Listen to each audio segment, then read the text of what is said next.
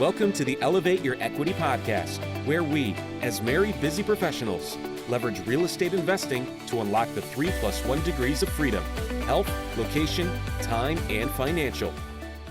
And today we've got Art Morrison III, and he is a professional basketball player turned entrepreneur, author, and real estate investor. Following his retirement from basketball, Art single-handedly built a basketball camp for kids, which is super cool. And while still trying to figure out how he would build his wealth, he found real estate and did over $2.5 million in transactions in his first 2 years. Awesome. Today, Art and his team have done over $6 million in transactions across 15 properties in only 3 years. And now he seeks to teach young adults how to get into the real estate game and expand their path to financial freedom by syndicating early on. Art, such an honor to have you on the show, man. How are you? I'm doing excellent. Thanks for the really cool intro. Yeah, for sure, man. Thank you so much for coming on the show. So I have a lot of questions to ask you, but I'm going to go ahead and refrain from those for now. And I'm just going to go ahead and talk or ask you, how in the world did you find real estate investing coming from the professional basketball world? Those things don't quite come in my mind as something that's hand in hand. Yeah, no, for sure. So my older brother actually was in real estate. Without getting too deep into my story, I come from a little bit of a troubled background, low income family. My dad and my older brother spent a lot of my young adulthood and childhood in and out of prison. So my brother actually got into real estate from prison because his program that they had him in was actually with a mortgage company, which is like rare, but so he was with a mortgage company. And then from there, kind of discovered real estate. And in my community at the time, there was only 2 or 3 ways you saw people really make it. And that was in basketball, which was the route that I chose. And maybe some people do music or like things like that, but you rarely saw people in the financial world.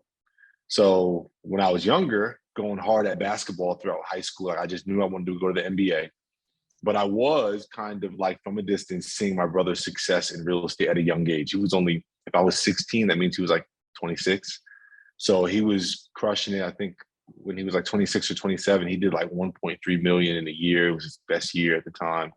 So I'm seeing that, but I'm focused on basketball. So it was in the back of my mind. So as we get into my story, you'll kind of see where I kind of had to click over, but I knew it was there and I knew that was a route and it wasn't just basketball. So when basketball got shaky for me and it was time for me to find another route, I knew exactly where to go. Let's talk a little bit more about that, man. So what kind of example did your brother set? I know that, you were still working on basketball, but did you ever have conversations with him early on? Did he ever try to bring you over to that side, or were you more curious about this? Just wanted to hear more about that dynamic. Yeah, I'm just a curious person. I'm always soaking in new information. Even before this call started, I was like asking you about some of the processes of your podcast. So when I would be riding with him, whether he was driving me to practice or anything like that, he would just be getting, this is before social media and really emails and stuff like that. This was like 2004, 2005. So it was phone calls, man. So his phone was just exploding. He had like little documents. His dashboard, I'll never forget, he had a 2006 Range Rover, which is a big deal. And he had it was a nice car, but it was just junked with all of these different, now I know that like real estate documents, contracts, just inspections, notepads with written down phone numbers off of bandit signs or written down notes from deals. So I would always obviously ask him like, what's that? And I'm hearing the calls and I'm kind of learning, but really the biggest takeaway was like how busy he was, how engulfed in it he was, how active he was in the space. It was, it sounded exciting. It wasn't like a boring industry. It sounded exciting. So for somebody who's coming from a professional sport, for me, 10 years later, coming out of professional sport, I needed excitement. I needed a game. I needed a sport. So again, like I just had that plug in the back of my mind, like, okay, real estate, I know I can apply these principles and values and skills from basketball over into real estate and hopefully crush it, which we ended up doing pretty well. Yeah, I'd say for sure. All right, well, let's keep in that frame of mind there, back in the past, right? So, what we're going to be getting into is talking about persistence and marketing and branding yourself, Yeah. because obviously you've done a great job of doing that in every different mini career or career that you've been having in your life, right? And so Yeah. that's really important to be able to pivot. But what I really liked hearing was curiosity. Um, what would you say, or at least maybe let me put it this way: the work ethic that you saw from your brother, right? Where did that come from? Was that something that came from like his example? Because I can tell that you're working hard at what you do. You set goals, you make them happen. Where did that come from? Yeah. It honestly came from something that everyone has, and it's just your story. So in my book, this is like my shameless plug kind of. In my book, Overcome: The Key to Unlocking Your Superhuman, it's like sort of an autobiography. I try to speak briefly about my story, but really it's more self-help, where it's like all you have to do is click on a switch of, hey, like, yeah, LeBron James' story is awesome. Like Will Smith's story is awesome, but it's their story. My story is awesome as well. People just don't know it yet. So once I like started realizing that I was in a story, I had my own story, and I started looking at my life like a book or a movie. That was like my motivation. It was like, yo, if I work insanely hard, this is gonna all sound really cool in the end. So as I started hitting obstacles or anything that would deter me from being curious or being persistent, I just would always remind myself, hey, like I you're in a movie right now, bro. You can't ruin the movie by like being lazy or not asking questions when your heart or your mind is telling you, ask a question here. You're curious. You want to know about that. Like you can ruin the movie by just, oh, okay, never mind. Same thing with persistence. Giving up, the movie ends if you give up, right? So understanding that your story is powerful no matter who you are, where you are, what background you're from, or what you're doing. If you work at McDonald's, it doesn't matter. Your story is awesome in some way, shape, or form. When you realize that as a person, that's when it's so much easier to just keep going. You know what I mean? Like, even if you feel like the movie ended, like my book ended when I signed my contract to play overseas. But it doesn't mean my persistence and energy stopped. My energy is still here because I know, like, okay, that was part one. There's a trilogy here. It might even be a 5-part movie, right? We might overdo it like Twilight. I don't know, but but it's gonna keep going. I just keep that same mentality of telling my story. This is awesome, dude. So did you ever have that awareness that you're self-authoring your story from a very early age and you wanted this really cool ending, right? The ironic thing is that you've started so many different chapters in the book of your life, right? Yeah. And it seems like you've closed one and opened up another one. How does this all play out, like in your head? Like, do you still have like a big plan, or was it always there from the beginning? Like, do you have a vision for like all these tomes, like these 5 different volumes? Or is it just kind of like you're just curious and learning and kind of adjusting from there? How does that work Curious for and you? curious and learning 100%. Like my brother's one example, and he's like my close. But man, I was learning from Kobe Bryant. I was learning from like anything that intrigued me, I would try to steal from something positive of that, whatever that entity is, right? So if it is a person like Kobe Bryant, it's like, yeah, I'm inspired by that mentality, right? If it's my brother and his success and how hardworking he was, I'm inspired by that. If it's a documentary about something that has nothing to do with me, but I have maybe it's a talent, I guess, I don't know, but I feel like anyone can kind of possess this talent. If I lock into something that I appreciate about something positive, I just always try to adapt it. So for me, like I wrote my book in 2018, but even while I actually put this in the book, while writing the book is when I began to get inspired by my own story because Mm. I knew I overcame a lot. But when I started writing and really self-reflecting, it's like how people tell you, it's very cheesy, like middle school, high school, when they're trying to tell you how to love yourself more and push yourself. They literally say, talk to yourself in the mirror and prepare. And we all roll our eyes. But now I'm a grown man. I'm like, yo, you actually need that. Like, because you need to tell yourself the things that people aren't going to tell you. So in writing my book and expressing myself to myself, right, it just started becoming this perpetual engine of motivation. So I started realizing like, man, okay, yeah, people go down a dark road when their parents get divorced. Your parents got divorced. and you didn't go down the dark road. Okay, boom, you're amazing for that. You're superhuman. You went to college after going to 5 high schools. You still got a college scholarship. Oh, okay, you're superhuman. You didn't play your freshman year and tore your knee senior year of college and still got a professional contract because you emailed 3,000 teams yourself pretending you'd be your agent. Okay, you're superhuman, right? So once I started going through those things, I'm like, holy crap, like it's not even a matter of like me versus Michael Jordan or me versus, no, it's like in the story of me versus me, this is amazing. And like anyone, I don't care who you are, once you start looking at the things that you've overcome and you realize you're amazing, that happened to coincidentally be the same year that I got into real estate. Because that was the year I realized I can do anything. This is like, oh snap, I'm really dope. I'm not just like, I'm 6'7". So it's like, I'm not just tall. That's not why I'm good at basketball.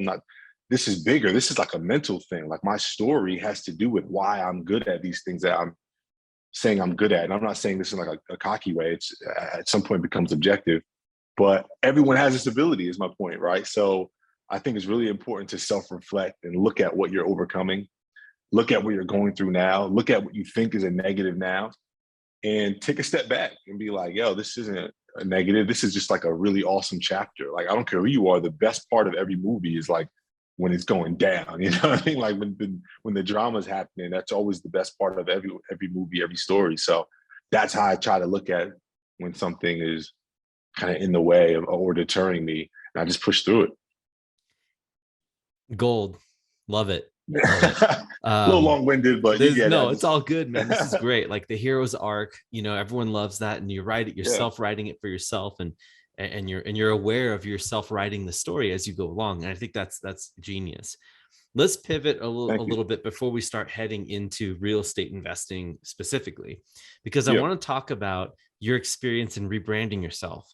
I'm starting to get a feeling now, about how you're able to do this, but can you talk a little bit about like what happens at those moment of transitions, right? Like where you're in the middle of the self-reflection and you're like, all right, this is what I want to do now, right?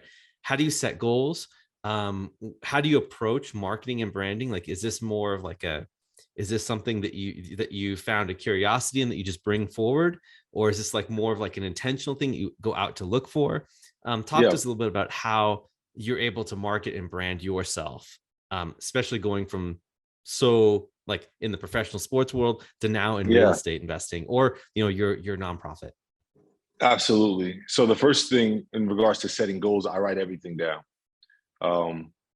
A bunch of times I'll type it in my notes. I'll write it on a whiteboard or on a sticky note. I'll talk to people about it. That's the way of, you can say manifesting, but not even to go on a deep level. You just have to kind of hear it a couple of times through to really start to see the road to it, start to envision it. And then I get inspired. So after I look inward, what everything I just said in regards to writing it down, I look outward and I say, okay, if I want to be in the real estate industry, or my vision is to be this figure or this brand, let me look at my competition. And I always, like when I was playing basketball, I brought up Kobe Bryant twice already on this podcast, but that was my bar that I set. And I looked at him as inspiration, competition, but inspiration. I said, okay, how is he branded, right? How does he carry himself? How does he move in, this professional basketball space, on the court, off the court? And then I just literally mimic that. And then I add my own spin and vision to it based off what I wrote down in my goals. So when it came to real estate, it was the same thing. I just looked at who was crushing it in real estate, what companies were crushing it, how companies were branded. And I said, okay, this seems like the industry standard. Let's go after that, right? We want to, we don't want ours looking unprofessional because people are already we have it tougher because I already have a brand as a basketball player, right? So I have to be extra intentional and extra quality in regards to being in the real estate space. And then I had, lastly, a general inspiration. So I have people in my industry, and then I have a general one. So mine are like Apple. I love Apple's branding and marketing. I think everyone does, but I do. So I don't just love them, though. I steal from them. Nike is another one. You know, like I appreciate like Disney and Coca-Cola, but I don't use them. They don't inspire me. Like I just appreciate them as big brands, but I don't use them. I literally pick specific brands that, hey, I would like for my company to be looked at how these companies are looked at in my company's prime. And then I kind of work backwards from there.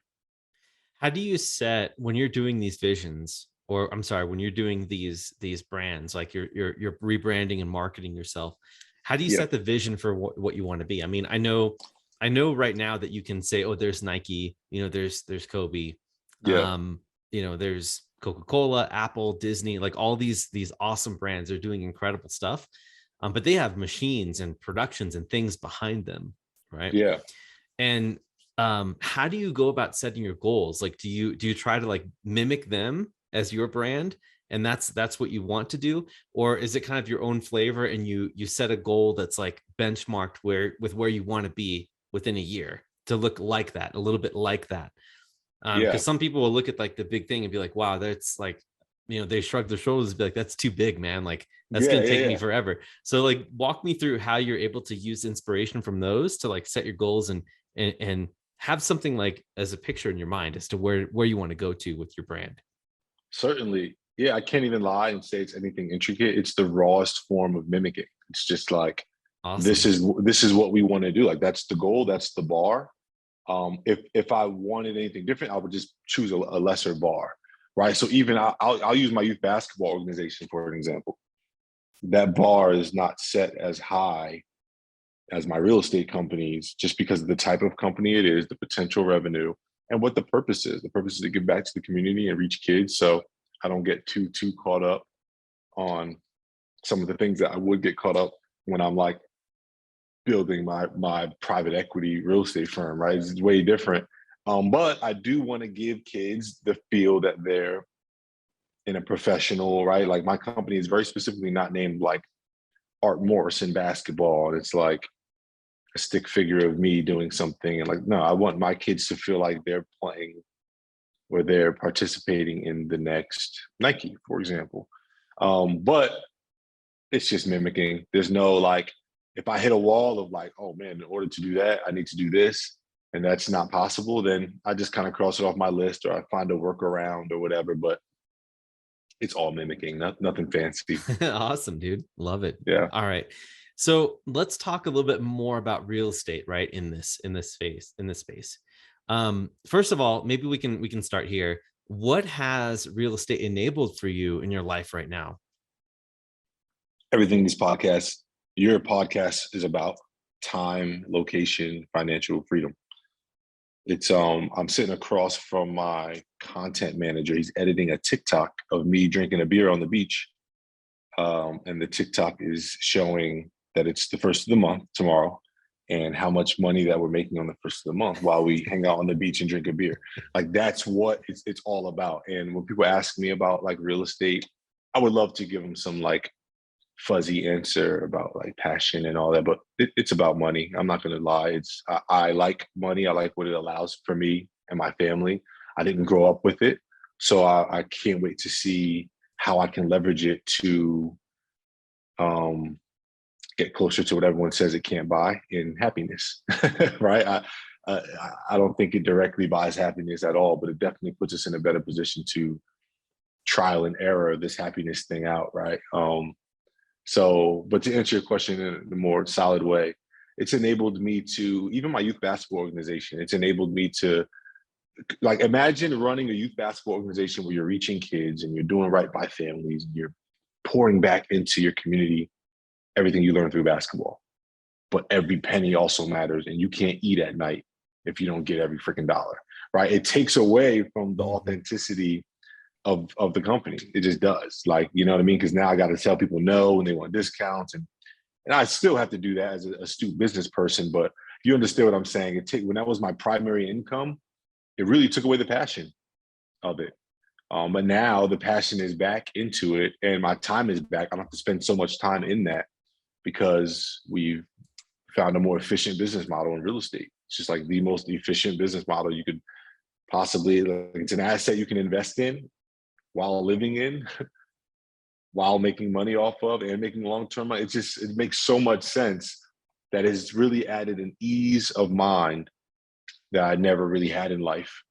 That's the best way I can describe. I don't think I've ever said that out loud, but an ease of mind I've never really had. Even in my darkest days, we got a deal that's about to fall through.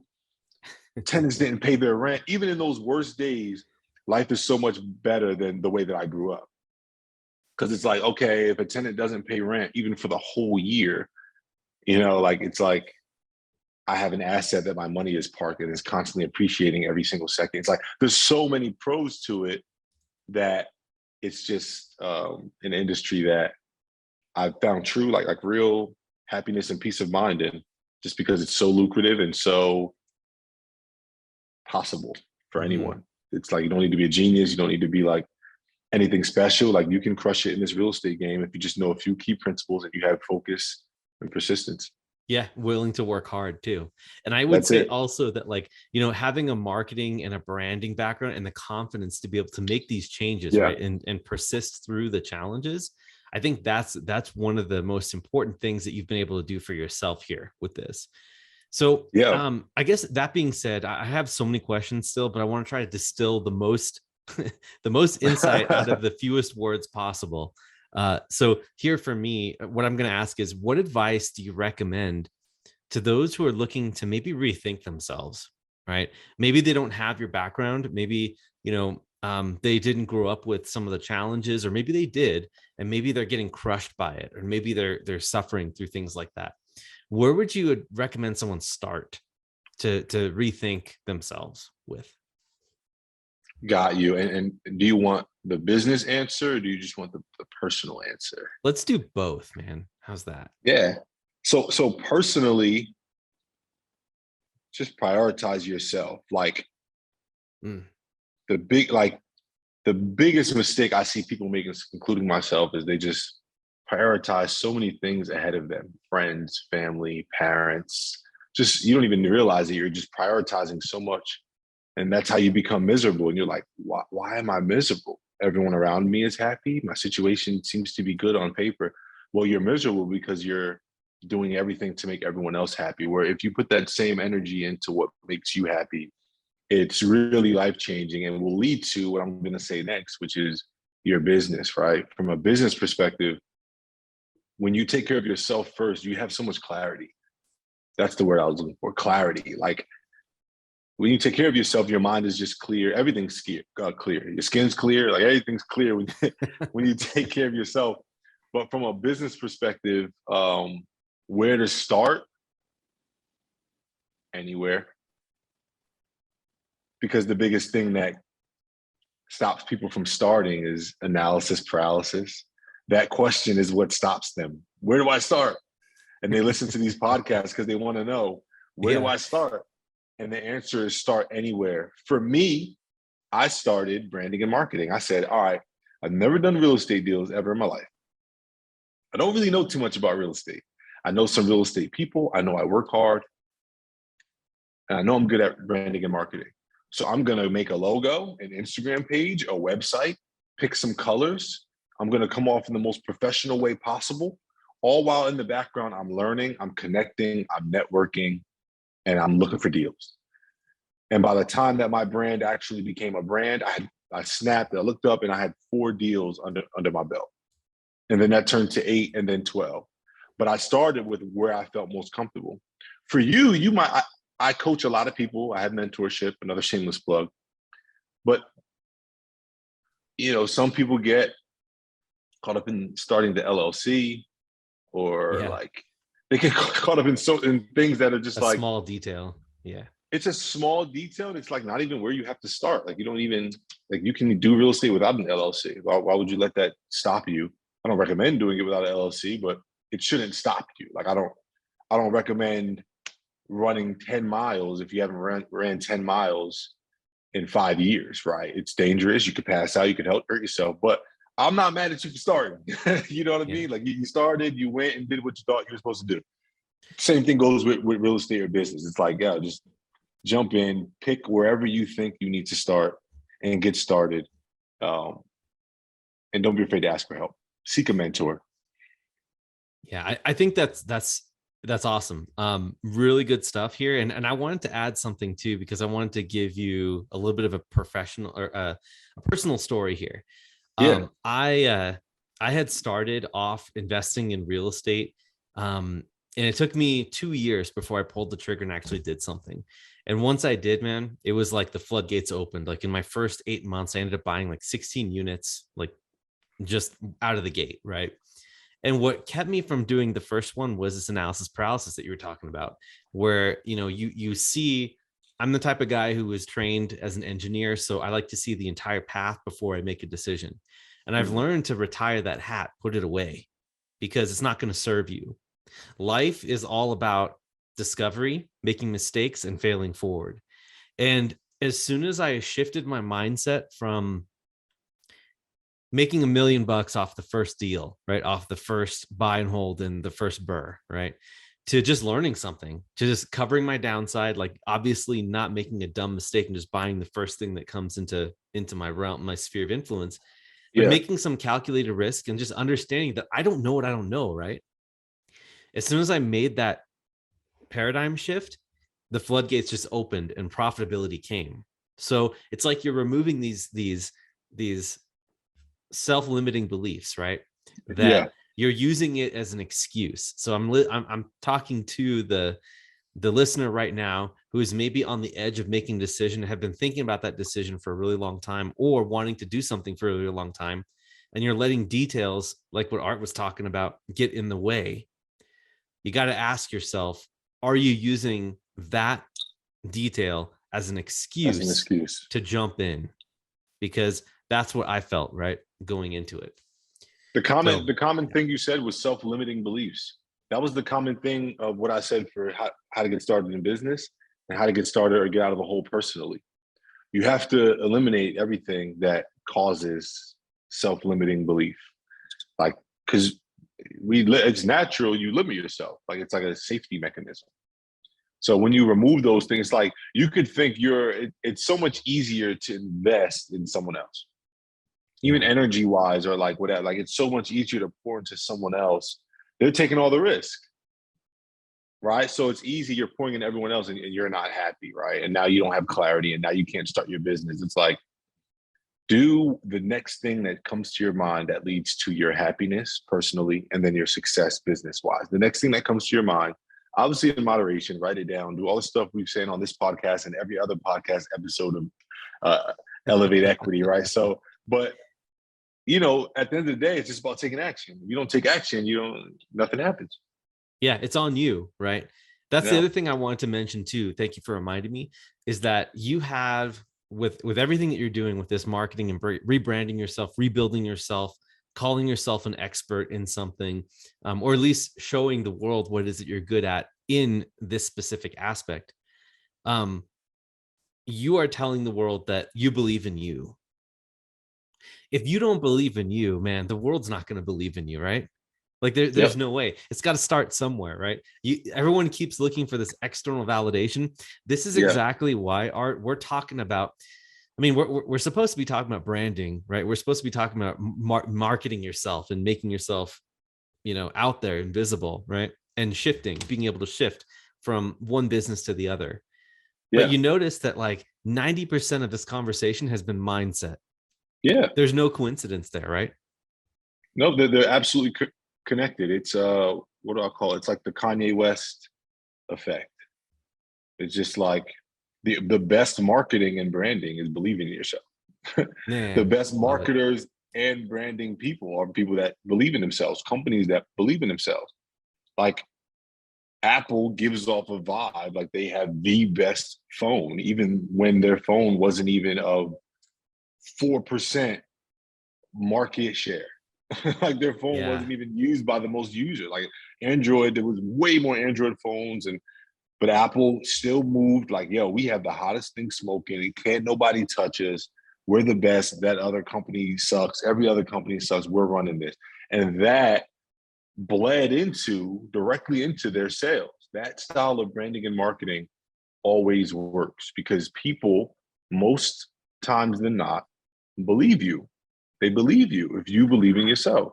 Now, you got to back it up with good product and good execution, But also Sure. more often than not, right? If you believe in yourself a lot, you're usually an executor. There's like very rare, like Elizabeth Holmes, like Fire Island situations where, you Yeah. know what I mean, where they believed in themselves and it didn't go well. Now they look crazy and are on trial. But in most cases, if you remain ethical, if you believe in yourself massive amounts, you usually execute and perform. And even when you don't, people won't even notice it because you're just glowing with confidence and the mindset mentality that people wish they had, and they're just going to support you. And now you're like, look at this, I'm a master branding and marketing person, I'm a branding and marketing expert. And it's really just because you were extremely confident and you had a mindset that I believe in me, even when no one else does, or if no one else does. Don't even matter if they do or not. This is gold, man. Yeah. I can't help but think about a story real quick. I don't want to take up all this time because I want to hear from Bring you. it. But my wife and I, like, we had a conversation before about, you know, sometimes friends can tell you something that you don't want to hear, right? And so you have this moment of like, are we really friends now? Or, you know, and I was encouraging us to think about the extreme cases. And what I mean is, all right, let's put it this way, Art, right? Like, let's say you're walking down the street, right?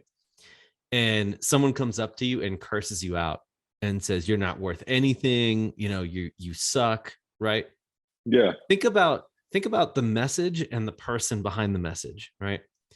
The default right now, and this is why what you said about like your confidence and what you put out there, it starts manifesting, is that unless you're someone who is very self-aware, most people, that would ruin their whole day, right?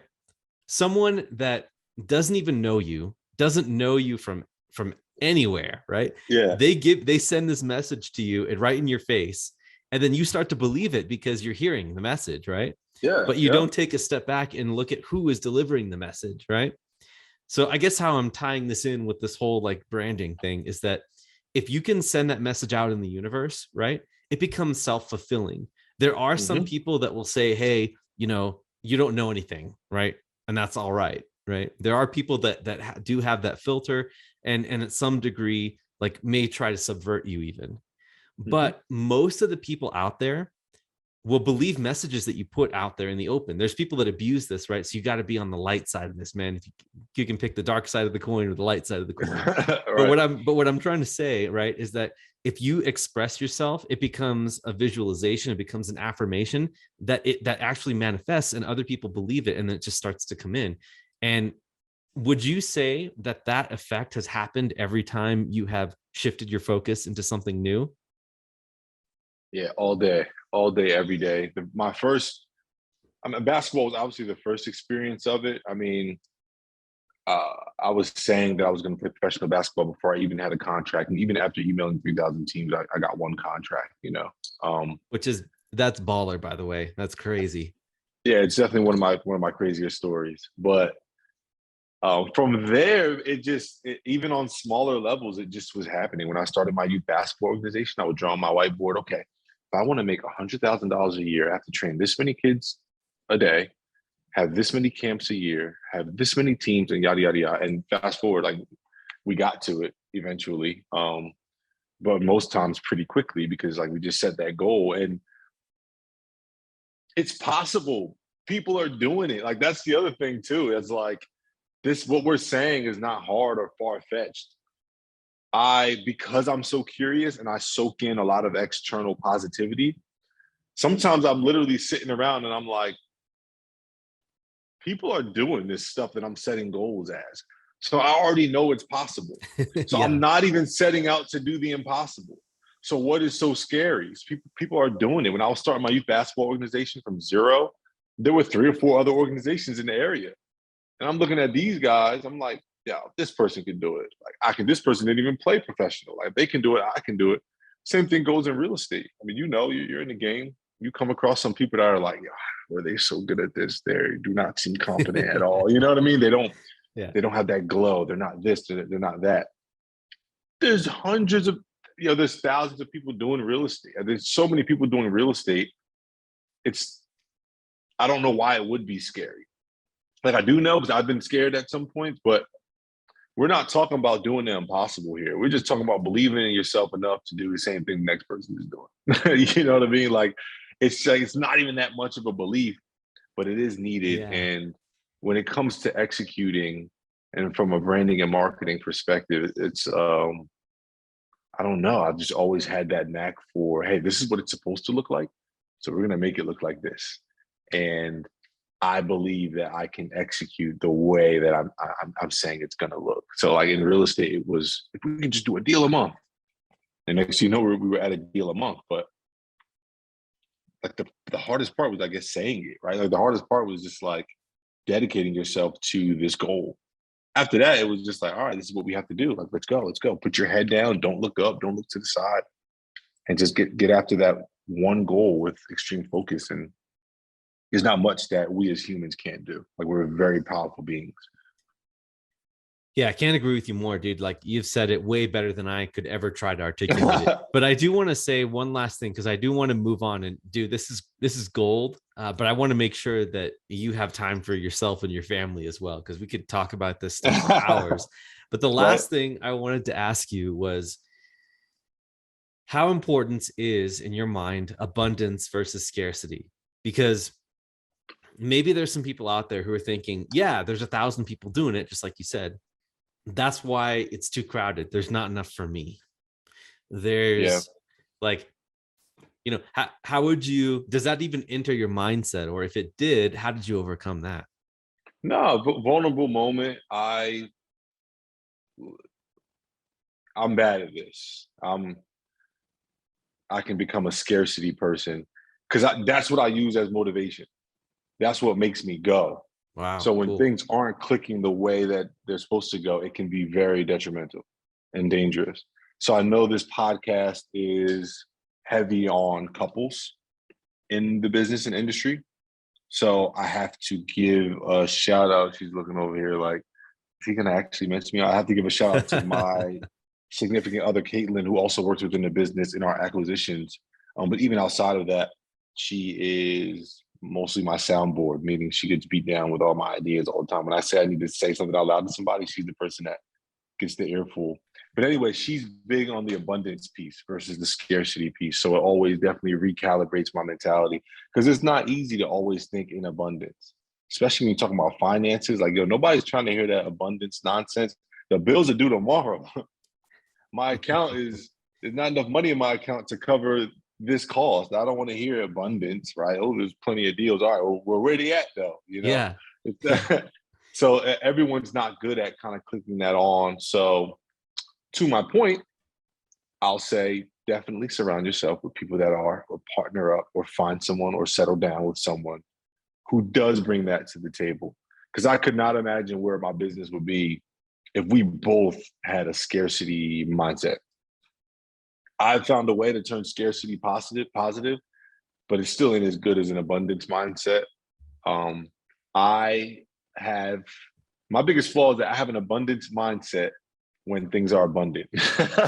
So when I make a good amount of money or something, I'm the most abundance mindset person. I'm like, no, like everything is good, but let's when do it it. gets, Yeah. you know, let's do it. Like let's scale, let's grow, let's look into this. But when things are tough and you need it most, I don't have it. I'll be honest, right? So it's very important that I hang out with people or am with someone or partner with someone who does bring that to the table. And that's why I love real estate too, man. It's partnerships. We didn't really get into like the crux. What's the word? Crux. Well, I don't just put that. Well, I said it right the first time. But no, we didn't get into the crux of real estate. My favorite part about it is that you don't have to do it alone too. That's the other thing. It's like you can do it with complete strangers. I wouldn't like highly recommend that, but you can partner in ways that like don't even matter. You can partner for, like I'm saying, like mentality, like, you know, you can partner financially, you can credit partner, you can just build your team of people who will get the dang job done. That's the biggest thing. But back to your question about abundance and scarcity, I'm bad at it. Align with people who are good at it. You know, I'll tell you what, man, and this will be the final thing that I got to say here, just to this, because when people think of team members, you don't have to think very far. Your significant other, Caitlin, as I heard, Yep. she's complimenting you, and she's a team member that's naturally incentivized to want the things that you want that are best for you and for you as a couple, right? Yep. And leveraging that is why we're so into this, right? Like rebranding together, right? Confidence together as a brand, as a couple of, a branded couple, or as an Yeah. individual, one person, but the person behind the brand who's helping push it, right? Yeah. You mentioned that you have a scarcity mindset from time to time. And dude, like, I think that's being a human being, man. I think that comes along with it. But I will say that it's very odd to hear a visionary and having that scarce mentality. So I think, it's not, I think you may be overplaying it a little bit. I think that you're a lot of times in the abundant state, because oftentimes it's the integrator or the person who, is doing a lot of the details work that gets bogged down by all the ideas coming in from the visionary.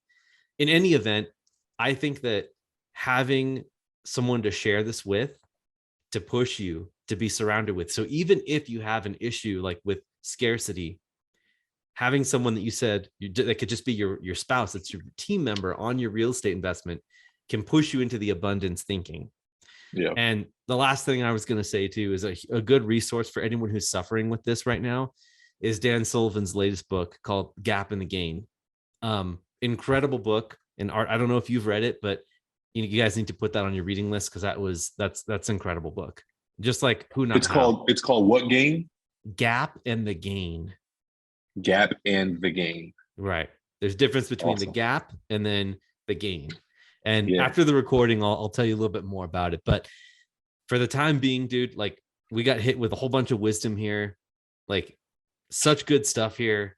What we're going to do is we're going to head into the final segment of the show, which is the rapid round. And then after that, I'll give you an open forum so that you can talk about anything you want to talk about. All right. So you ready for it? Let's go. I've been waiting for this.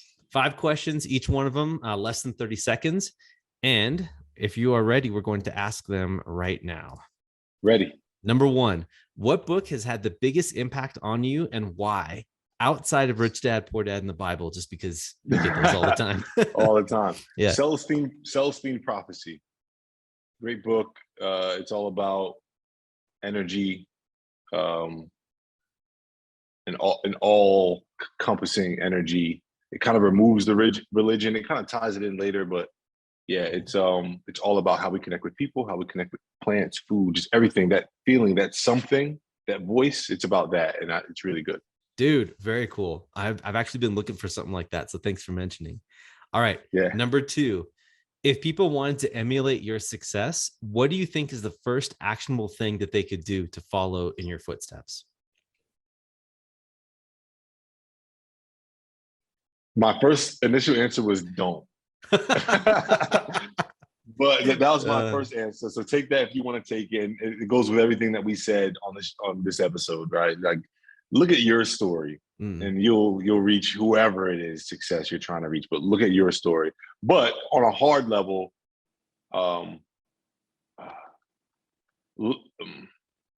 just marketing, branding. Tell everyone you know that you are into whatever it is that you're doing. That's step 1 to anything. If you're dancing, if you're in real estate, basketball, whatever, just tell everyone you know that you're doing it. That's the first step, and you'll be off to the races. I love it, man. And then I don't want to say it puts pressure on you, but it helps establish you in your own mind and the mind of others that you're a pro in that. And that's all you need for the branding, man. That's like the takeaway message, dude. Awesome. Sweet. Number 3, what is one tool, process, or hack in the last 3 months or 6 months, 3 to 6 months, that's helped you save time and or effort? Sheesh. I have so many, because the last 3 months we've been going so hard at scaling. Yeah. But I use a CRM called Go High Level. I got to shout them out. They're amazing. Go High Level. It integrates any way you could possibly communicate with people. It integrates it all in one platform. It's really good. And we use it to find properties. So awesome. If you have, I use it for both I actually just transitioned my basketball company over to it. It's that good. It's a really powerful CRM and tool, and it works with everything. It has really strong APIs. Great, man. Awesome tool. Thanks. Number 4, if the people you know had to describe you with one word, what word would that be? And before you answer, I think I know what it is, but go ahead, man. Oh, one word. How Yeah. would people describe me? Oh, I'm really not self-aware with stuff like this. I would just say like motivational. I don't know.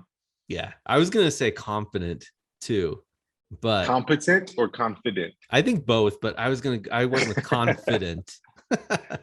Yeah, yo, you know what's funny? Another transparent moment. I used to be very confident, almost cocky, and my brother taught me that because most successful people teach that. Yeah. And when I was in high school, that was my thing. College, but I got beat up a lot in just life, and I kind of lost that. And recently, man, you know, Kanye West has been trending. I brought him up on this episode as well, and he has a documentary out. And it kind of helped me kind of reignite that of just like being confident almost to a fault. Like it's not really a fault as long as you're not doing it in a way that harms people or makes other people feel small. It's extremely important to be blindly confident in yourself, especially if you have big goals. So what you're seeing on this episode is actually recent. It's like the last 2 or 3 weeks. Not to say I'm not always confident, I am, but I'm in a very confident space. I think, you know, before we move on to I know this is supposed to be quick, but this is an important point I want to make is that confidence comes through actions, not words. And that's kind of what I'm trying to point out here. Yeah. At least the way that I see it, right, is like you don't have to say things to make a statement. You know what I mean? Right? Like absolutely. You see Kobe, right? Like when he used to dude, he did some amazing stuff, man. And when he did like these slam dunk breakaways, and you're just kind of like, he doesn't need to say anything. Like that speaks for it all right there. People, you're out visible, people can see you. And when people see you doing your best work, that's all that is needed, right? And then it's a great example. You never had to say, I'm the best, or I'm better than this person, or hey, look at me. It just spoke for it. Through winning, through performing, it just actions speak louder than words all day. Yeah. And LeBron, you don't hear LeBron going around and bragging about himself. He just he doesn't need to, right? And it's out of character. If you did, it's actually working the opposite direction. Anyway, all right. This is way past 30 seconds, buddy. All right. Number 5, last question. What small thing do most people not know about you? My original major in college was computer science. I had to switch majors to communications because computer science was too demanding with basketball. Yeah. And I just needed something that was easy and would allow me to get through college and continue my professional career.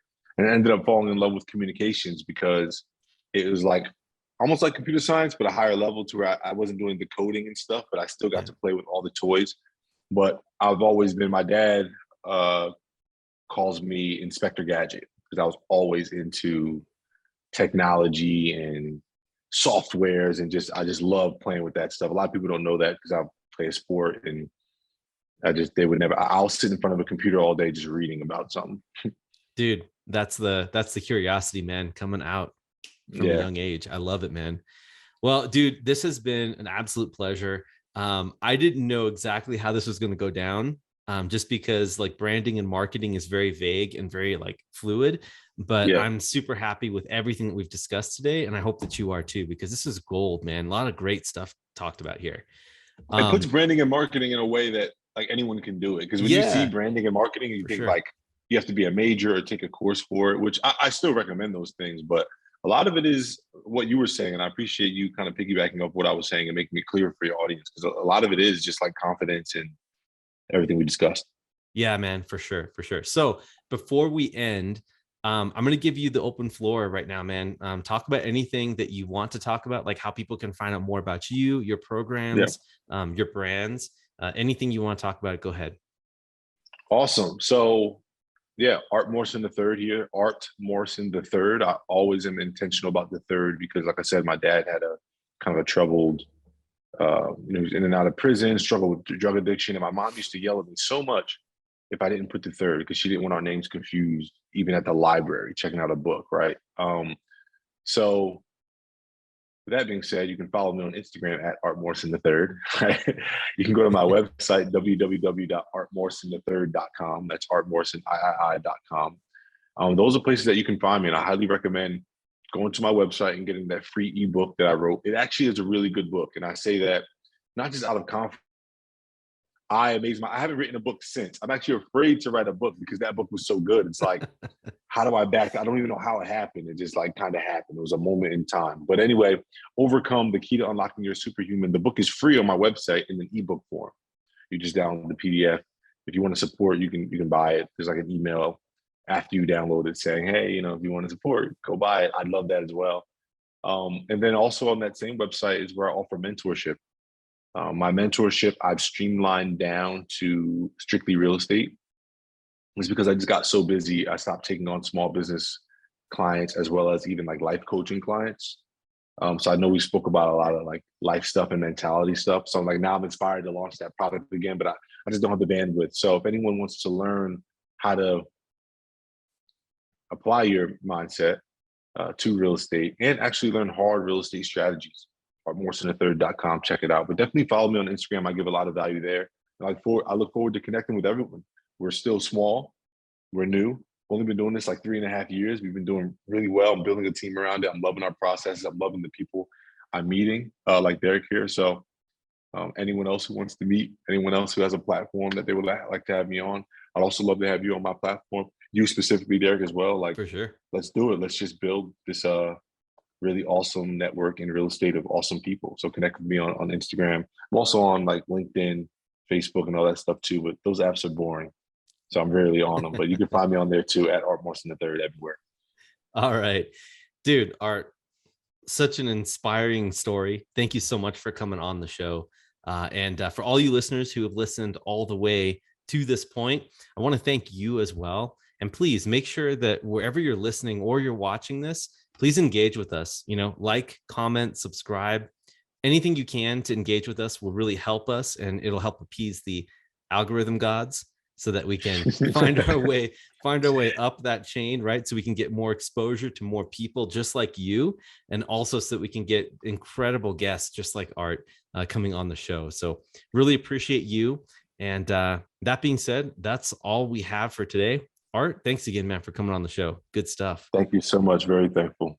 All right. Everyone, have a fantastic day, and we'll catch up with you later. This is Derek, signing off.